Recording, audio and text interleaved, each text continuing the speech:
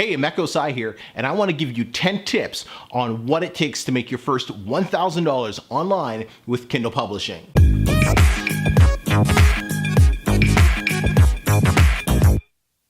Tip number 2 is you got to pick a niche. Now, what's a niche and what's a keyword?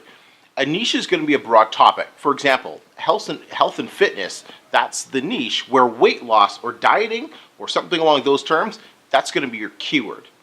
Now, a few things you want to keep in mind when selecting what niche you want to go into.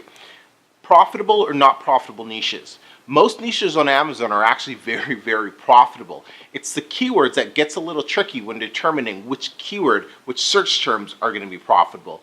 But most niches on Amazon, you're able to publish books and make some great money with them. Now, do you pick a big niche like health and fitness, or do you want to pick something a little bit more smaller, like specific German Shepherd dog training, for example? Well, totally up to you. When you go into some of the bigger niches like health and fitness and self-help, a lot of publishers are going to be in there along with a ton of authority figures.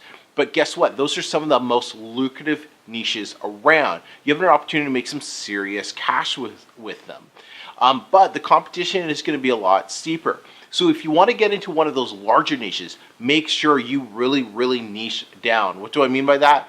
Niching down is just finding a sub-niche within a sub-niche within a sub-niche and targeting a specific client inside that giant niche of self-help or inside that giant niche of weight loss or of health and fitness, for example.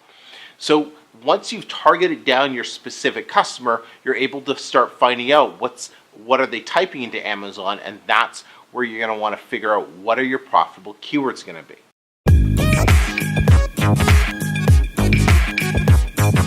Hey, so if you want more great tips like this, be sure to check out my free book, The Self-Publishing Blueprint.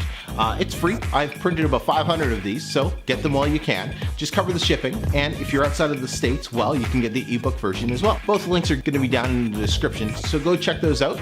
Till next time, everyone, I hope to help you hit your first $1,000 online with Kindle publishing.